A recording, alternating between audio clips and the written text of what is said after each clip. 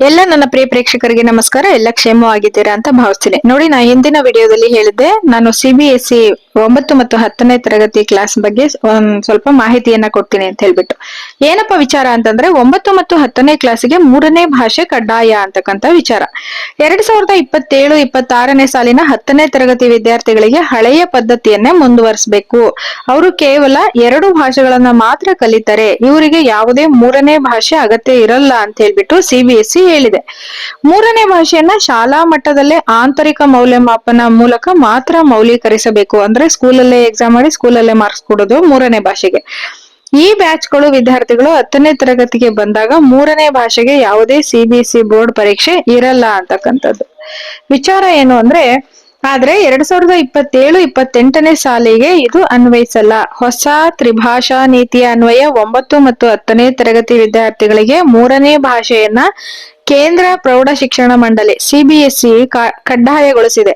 ವಿದ್ಯಾರ್ಥಿಗಳು ಮುಂದಿನ ತರಗತಿಗಳಿಗೆ ಉತ್ತೀರ್ಣರಾಗಬೇಕು ಅಂತ ಹೇಳಿದ್ರೆ 3ನೇ ಭಾಷೆಯ ಮೌಲ್ಯಮಾಪನ ತೇರ್ಗಡೆ ಆಗೋದು ಕಡ್ಡಾಯ.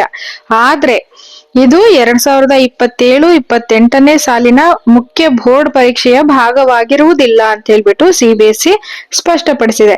10ನೇ ತರಗತಿಯಲ್ಲಿ 3ನೇ ಭಾಷೆ ಪರೀಕ್ಷೆಯಲ್ಲಿ ಅನುತ್ತೀರ್ಣರಾಗುವ ವಿದ್ಯಾರ್ಥಿಗಳಿಗೆ ಫಲಿತಾಂಶ ಪ್ರಕಟವಾಗುವ ಮೊದಲು, ಅಕಸ್ಮಾತ್ ಅವ್ರೇನಾದ್ರು ಥರ್ಡ್ ಲ್ಯಾಂಗ್ವೇಜ್ ತಗೊಂಡು ಅದ್ರಲ್ಲಿ ಫೇಲ್ ಆಗಿದ್ರೆ ರಿಸಲ್ಟ್ ಬರೋದಕ್ಕಿಂತ ಮೊದ್ಲೇನೆ ಮತ್ತೆ ಅವರು ರಿವ್ಯಾಲ್ಯೂಯೇಷನ್ ಹಾಕ್ಬೋದು, ಮರು ಮೌಲ್ಯಮಾಪನದ ಅವಕಾಶವನ್ನ ನೀಡ್ತಾರೆ ಅಂತ ಹೇಳ್ಬಿಟ್ಟು ಮಂಡಳಿ ಹೇಳಿದೆ.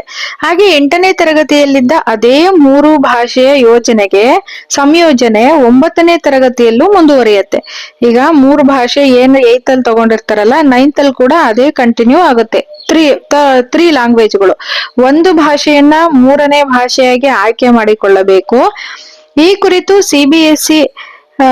NCERT ತನ್ನ ಅಧಿಕೃತ ವೆಬ್ಸೈಟ್ ನಲ್ಲಿ ವಿದ್ಯಾರ್ಥಿಗಳು ಹಾಗೂ ಶಾಲೆಗಳಿಗಾಗಿ 3ನೇ ಭಾಷಾ ಕಲಿಕಾ ಸಂಪನ್ಮೂಲಗಳನ್ನ ಬಿಡುಗಡೆ ಮಾಡಿದೆ. ಪ್ರತಿ ವಿದ್ಯಾರ್ಥಿಯು ಕಡ್ಡಾಯವಾಗಿ 3 ಭಾಷೆ ಕಲಿಬೇಕು. ಈ 3ರಲ್ಲಿ ಕನಿಷ್ಠ 2 ಭಾರತೀಯ ಭಾಷೆಗಳಾಗಿರ್ಬೇಕು: ಕನ್ನಡ, ಹಿಂದಿ, ಸಂಸ್ಕೃತ ಇತ್ಯಾದಿ. ಈಗ ಇಂಗ್ಲಿಷು, ಫ್ರೆಂಚು, ಜರ್ಮನ್ ಭಾಷೆಗಳನ್ನ ಸ್ಥಳೀಯ ಭಾಷೆ ಅಲ್ಲ ಅಂತ ಹೇಳಿ ಪರಿಗಣಿಸಿದ್ದಾರೆ. ಇಂಗ್ಲಿಷು, ಫ್ರೆಂಚು, ಜರ್ಮನ್ ಭಾಷೆಗಳನ್ನ ಸ್ಥಳೀಯ ಭಾಷೆ ಅಲ್ಲ ಅಂತ ಹೇಳಿದ್ದಾರೆ. ಹಾಗಾಗಿ 2 ಭಾರತೀಯ ಭಾಷೆಗಳಾಗಿರ್ಬೇಕು: ಕನ್ನಡ, ಹಿಂದಿ, ಸಂಸ್ಕೃತ, ಯಾವ್ದಾದ್ರು ಅಲ್ಲಿ ಆಪ್ಷನ್ ಕೊಟ್ಟಿರ್ತಾರೆ, ಅದು ಆಗಿರ್ಬೇಕು ಅಂತ. ನೋಡಿ, ಇಂಗ್ಲಿಷು ಮತ್ತೆ ಫ್ರೆಂಚು, ಜರ್ಮನ್ ಭಾಷೆಗಳನ್ನ ಸ್ಥಳೀಯ ಅಲ್ಲ ಅಂತ ಹೇಳ್ಬಿಟ್ಟು ಅವರು ಪರಿಗಣಿಸಿದ್ದಾರೆ. ಇದಿಷ್ಟು CBSEಯಲ್ಲಿ 9 ಮತ್ತು 10ನೇ ತರಗತಿ ಕ್ಲಾಸ್ಗೆ 3ನೇ ಭಾಷೆ ಕಡ್ಡಾಯ ಅಂತಕ್ಕಂಥದ್ದು ವಿಚಾರವನ್ನ ತಗೊಂಡ್ ಬಂದಿದ್ದೀನಿ. ಮಾಹಿತಿ ಇಷ್ಟ ಆಗಿದ್ರೆ ಒಳ್ಳೆ ವಿಚಾರಗಳನ್ನ ಸ್ನೇಹಿತರೊಂದಿಗೆ ಹಂಚಿಕೊಳ್ಳಿ. ಇನ್ನ ಒಳ್ಳೆ ವಿಚಾರಗಳೊಂದಿಗೆ ಮುಂದಿನ ವಿಡಿಯೋದಲ್ಲಿ ಸಿಗ್ತೀನಿ. ಧನ್ಯವಾದಗಳು.